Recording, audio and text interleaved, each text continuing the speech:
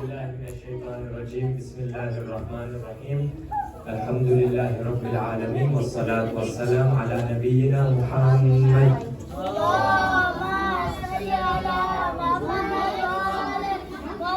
وعلى أهل بيته الطيبين الطاهرين. Today I want to start with a story. Who wants to hear a story? Not me. If you want to hear a story, recite aloud salawat.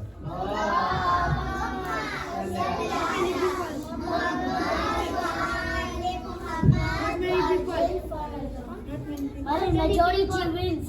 Majority was salawat. No. I am very loud salawat. Anyway, so one day, do you know Prophet Musa was Kalimullah? Do you know what Kalimullah means? Yes. That is Khalilullah. What does Kalimullah mean? The one who talks to Allah. So Prophet Musa used to go on Mount Sinai and used to talk to Allah. You know the way we do namaz, we talk to Allah, but we can't hear anything back. Prophet Musa used to go and talk and hear things back. Yes, that was his miracle. So Prophet Musa one day, he goes on top of Mount Sinai and he asks Allah, who is going to be my neighbor in Jannah? Simple question. Who is going to be my neighbor in Jannah? And Allah tells him, go to this shop, there is a butcher there. That butcher is going to be your neighbor in Jannah. So Prophet Musa comes down from the mountain, goes to the shop, sees this butcher from afar. He's standing outside the shop, he sees the butcher, the meat comes, he cuts, he slaughters, not doing anything special. Then the butcher comes out, goes home. So Nabi Musa comes and knocks on the door and tells the butcher, can I be your guest? He thought maybe this person keeps guests so nicely that Allah is going to make him my neighbor in Jannah. So he comes, knocks on the door, asks him, can I be your guest? The butcher says, sure. Then he asks him, how many people live with you? He says, it's just me and my mother. It's okay.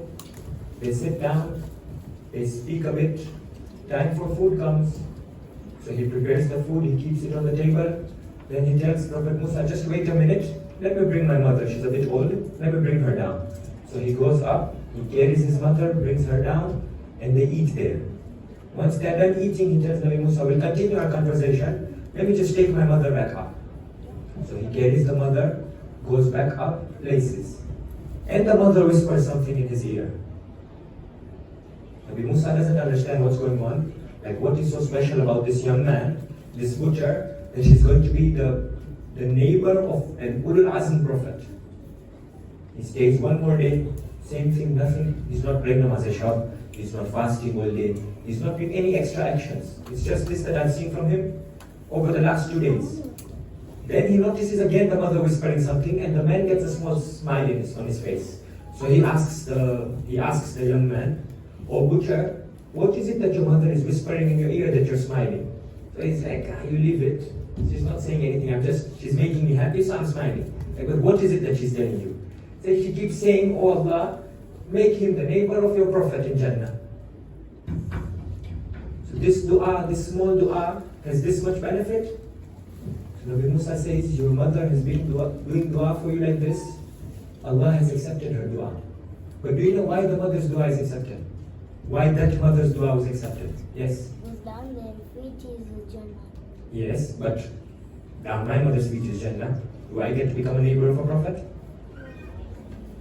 What is it that that man was doing that we need to do? Yes? And I was carrying her mother to the in her room. I sometimes carry my mother. Yes? He had respect not just for any elder, specifically for his mother. The respect for mother is a very high position in Islam. Yes? But also you had respect for your mother. But I am respecting, but there are sometimes I tell my mom, I'm tired. It's not out of disrespect, but it's not 100% obedience to the mother. Look at what Allah says in the Holy Quran. He gives the command to obey Allah, and then immediately he says, وَبِالْوَالِدَيْنِ إِحْسَانًا, and to your parents show respect. He makes the respect of parents the same as the respect of Allah subhanahu wa ta'ala. Allah subhanahu wa ta'ala, when He's telling us to respect Him, immediately after that He says, and respect your parents. So the level of respect of parents we should have is that everything they tell us we should do, except one thing. If they tell us to do something that is against Islam. One of the companions of the Holy Prophet ﷺ came to the Prophet and told him, in the whole world, after I've obeyed Allah and I've obeyed the Prophet and I've obeyed Ulil Amr, who should I obey? He said, your mother. And he says, who next? Your mother. Who next? Your mother. He says, who next? Father. 3 times he said mother. Then he says, and then your father. He said, Rasulullah, 3 times he said your mother. He said, that is the amount of respect your mother deserves. Imam Ali says, she carried you in her womb for 9 months. She doesn't ask for anything in return. And this is just the caring part. All the difficulty she went through just in child while just carrying you. Yes. They said when someone is born from your mother, it's like cracking 21 bones. Look, like cracking 21 bones. That is just birth. And then for 2 years she gives you milk. She takes care of you. And for the whole lifetime after, she instills values on you. Just now, tell me, how many of us will be sitting here if our mothers didn't love Imam Ali alayhi salam? None of us. If it was not for our mothers, we would not be sitting here. It is because of our mothers that we're sitting here. That's why every day after prayers, when you're told to do Sajdatul Shukr, one of the things you need to remember in Sajdatul Shukr is thanking Allah for guiding us to Imam Ali through our parents. They are the ones who instilled these morals and values of Imam Ali and of Islam into us. And just the way our mothers instilled values in us, there are a few ladies in Karbala who instilled the same values into their children. Of them, you have the mother of Wahab. Wahab was a Christian man. He's just gotten married. He's coming back home with his wife and his mother. And on the way, his mother says, what is this going on? There's people gathered, there's like a war that's about to happen. So he says, let me go ask. He goes and asks, and he's told Hussein bin Ali and Fatima, the daughter of the Prophet, is fighting against the army of Yazid. He comes back and tells his mother, Christian man, Christian mother. He says they're saying it's a fight between Hussein bin Ali and Fatima, the daughter of the Prophet. Which Prophet is this? Muhammad sallallahu alaihi wa. So he says, oh, I'm a Christian, but I remember our Prophet Isa had said that there's going to come a Prophet called Muhammad. I will do anything for you to go and sacrifice yourself. This is the mother. Look at this mother, what she's doing. She commands her son, go and sacrifice yourself for this man. The man has just gotten married. So he comes to Imam al-Hussein and he says, my mother is telling me to fight for you. My wife is telling me, we just got married. We want to have our honeymoon. What should I do? Imam tells him there's no need. Go back. But his heart does not accept it. So he goes and fights for Imam al-Hussein. He gets martyred for Imam al-Hussein. And then his wife, because of how much she loved him, out of that rage, she picks up the tent pole and she runs into the battlefield. And she's killed over there as well. And then Imam smiles and tells his mother, look at this son of yours. You brought him up in such a manner that he was able to satisfy both his mother and his wife. That he went out and fought, making his mother happy, and his wife died with him, and she got to spend time with him in Jannah. Both of them were satisfied. Why? Simple reason. He obeyed his mother. And that mother had taught him that when the Prophet's grandson is fighting, go and help. Another companion like this was by the name of Amr bin Junada. Amr bin Junada's father was in the first war that started, when the war started, the first attack that happened, Amr bin Junada's father was martyred. This mother tells Amr is a 13-year-old boy. She tells him, go and get permission, you should also go and fight. You need to sacrifice yourself for Imam al-Hussein before his sons go. So this Amr comes to Imam al-Hussein and he says, I want permission to go and fight. Imam al-Hussein turns to Ali al-Akbar and says, take this young boy back to his mother. His mother has already lost one person in the family. She should not lose 2 of them. And you know what this young boy says? Inna ummi hiya allati amaratni bil qital. It is my mother who has commanded me to go and fight. So he says, okay, go. And look at the lines of poetry that this young boy, when he's going to the battlefield, he says. This young 13-year-old, how old are you people? How old are you? 11, 9, yes, 13. So around that age we are. We are between 9 and 15, right? So this age, this boy is our age. He comes out and he gives lines of poetry that are unmatched. He comes out and says, Amiri Husaynun wa ni'mal amir. My master is Hussein, and what a great master. Sururu fu'adil bashirin nadir. He's the happiness of the Prophet who was a warner and a guide. Aliyun wa Fatimatun walida. His parents are Ali and Fatima. فَهَلْ تَعْلَمُونَ لَهُ مِنْ نَظِيرٍ? Does anybody from you enemies know anybody who is equal to this Hussein? It's a young 13-year-old boy. Why? Because his mother had instilled those values in him, and he was obedient to his mother. He comes out, he is killed. That mother again, angry, pulls out the tent pole to go and fight. You know what Imam Hussein tells the mother? Tells the mother, have sabr. The mother immediately drops everything for the Imam. You heard in yesterday's lecture that obedience from the Imam that Sayyidah Zainab had taught, she was obedient to the Imam. This mother was the same. Not only was she obedient, she had also taught her children obedience. Go and fight for the Imam. But most importantly, that a young man, a young boy who was taught obedience from his mother and his father was Qasim bin Hassan.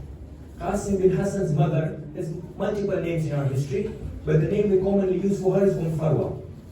Farwa, on the day of Ashura, on the night of Ashura, she's preparing Imam Hassan's son, Qasim, for death.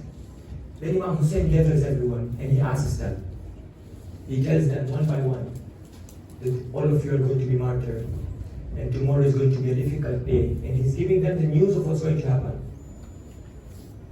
And after everything is done, Qasim bin Hassan comes to Imam Hussein and asks him, "Oh uncle, will I also be killed? Will I also get this privilege to die for you?" And Imam asks him, "Ya bunayya kayfa tara al-maut?" "Oh my young one, oh my son, how do you see death?" You know what his response was? "Ahla min al-asad." I see it sweeter than honey. This was why? Because he kept obeying his mother who brought him up on the love of Imam Hussein and on the love of Imam al-Hassan. 13-year-old boy. He says, I see death sweeter than honey. On the day of Ashura, after Ali Akbar is martyred, he comes to Imam al-Hussein and he says, similarly, just the way Amr bin Junada was, he also comes. And he tells, can I have permission? And Imam tells him, you are Baqiyat al-Hassan. You are the remainder of my son, of my brother Hassan. I can't allow you to go and fight. You know what he says? He says, my mother has made me wear the armor of death. She has dressed me in the clothes of my father. This amama, he's telling Imam Hussein, this amama was the amama of Imam al-Hassan. This armor that I'm wearing was the armor of Imam al-Hassan. And this sword I'm carrying is the sword of Imam al-Hassan. Oh uncle, do you not see these young kids? This is a 13-year-old boy. He says, oh uncle, do you not see these young kids are thirsty?